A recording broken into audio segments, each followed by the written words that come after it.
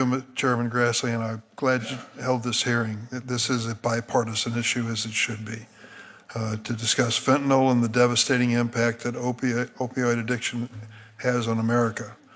In just a decade, this synthetic opioid has emerged as the deadliest drug in American history. All it takes is 2 milligrams. That's a fraction of the size of a penny to cause an overdose. It is so cheap that dealers are lacing lethal amounts into street drugs like cocaine and heroin, and their buyers are none the wiser.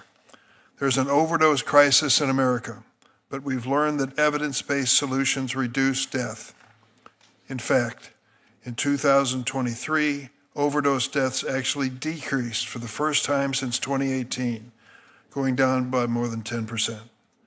We need to look at every factor that contributes to this reduction: counseling and treatment, training for first responders, naloxone to our hardest hit communities, all make a difference.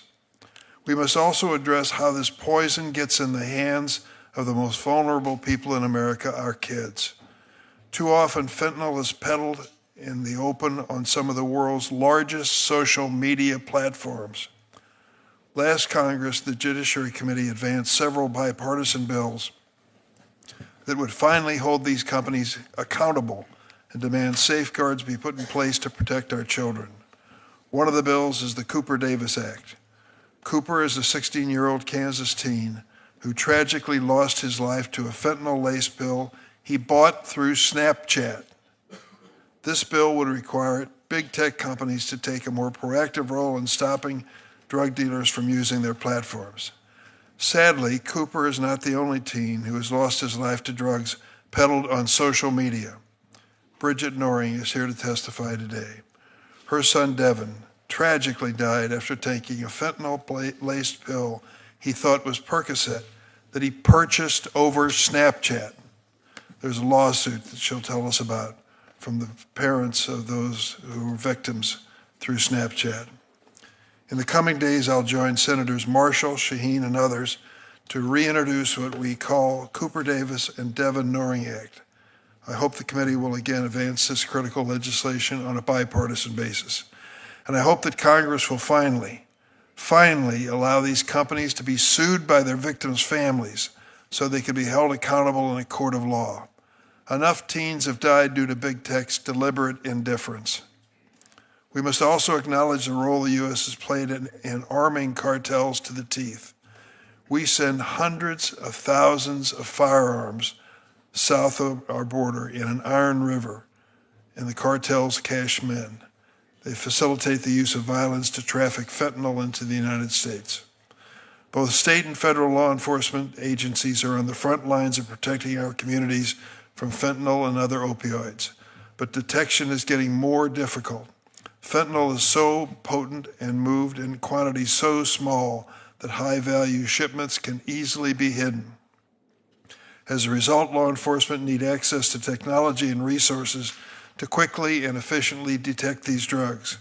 This includes expanding non-intrusive inspection capability, making life-saving naloxone widely available, and adequately funding state and local law enforcement. The funding freeze, which we're talking about, if it's going to stop the efforts of law enforcement to combat fentanyl, is a bad idea. The same is true of the recent order diverting federal law enforcement agents, including from the DEA and ATF, away from combating fentanyl and firearms trafficked by cartels and working instead on a mass deportation effort. As a reminder, the vast majority of fentanyl and other legal drugs enter the U.S. and are smuggled by American citizens through legal ports of entry. I'm also gravely concerned about the negative impact of mass removals of senior career law enforcement at Department of Justice and FBI on it and our ability to hold traffickers accountable to cut off the supply of fentanyl. The recent actions we've seen distract us from the need to take a comprehensive, bipartisan approach to tackling this crisis, including investing in addiction prevention and treatment, enforcing and strengthening our gun laws, giving federal, state, and local law enforcement the resources they need to do their jobs effectively, Getting fentanyl off the streets is a Herculean task that will require all of us to come together and work across the aisle to make this country healthier and safer. Thank you, Mr. Chair.